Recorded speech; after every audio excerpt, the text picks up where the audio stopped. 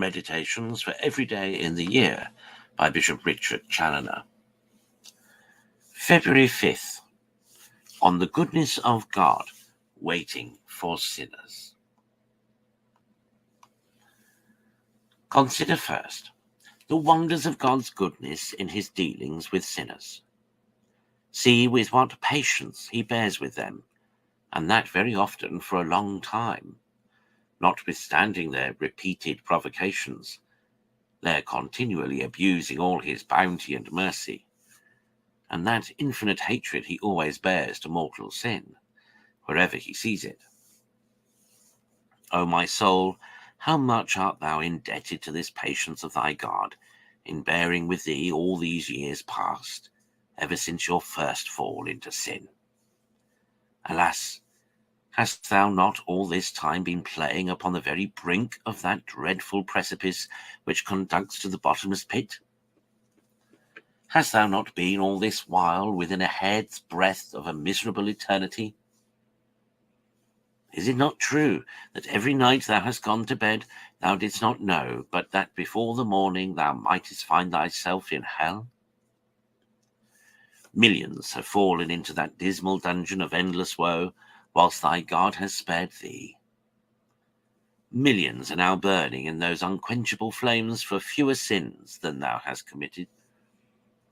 O blessed for all eternity be the infinite goodness of my God, and may all his angels and saints praise and glorify him forever, for having endured me so long, for having preserved me all this time, and continually watched over me, or else my soul had long since dwelt in hell.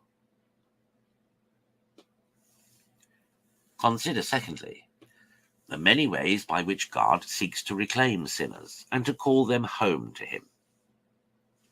Reflect on the remorse and inward reproaches of conscience with which he visits them, the terror of his judgments and the allurements of his mercies which he sets before them.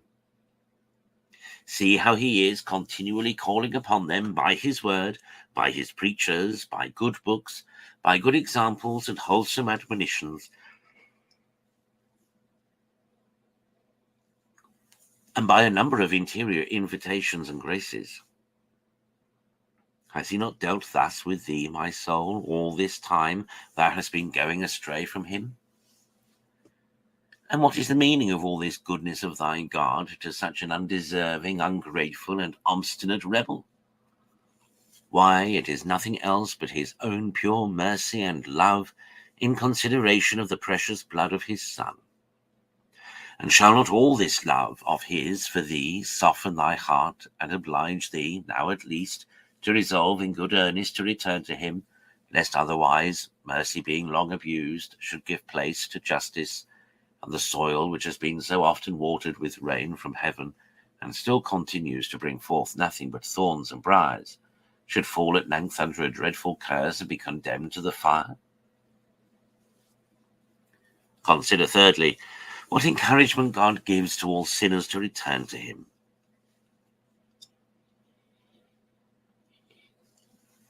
As I live, saith the Lord, I desire not the death of a sinner, but that he may be converted from his ways and may live. O why will you die, O house of Israel? Ezekiel 33, verse 11. Return to me and live. Chapter 18, verse 32. Thou hast gone astray after many lovers, but return to me and I will receive thee. Jeremiah chapter 3. See with what love the good shepherd in the gospel goes after the lost sheep, and with what joy he lays it upon his shoulders and brings it home to the fold. See how the father runs out to meet the prodigal child when he returns home from the husks of the swine. See how he embraces him, clothes him with the best robe, and makes a feast for him. Luke 15. Reflect how the Son of God, when here upon earth, treated the penitent Magdalene, the thief upon the cross, and all other sinners that had recourse to his mercy, and how he has declared that there is more joy in heaven over one penitent sinner than over 99 just. And let all these instances and testimonies of his goodness to poor sinners encourage and determine you to stay no longer away from him by sin, but to arise without delay and return to so good, to so loving a Father by a thorough conversion. Conclude to abuse no longer the mercies of God by continuing in sin, but to return to him now at least with thy whole heart, and never to depart from him any more.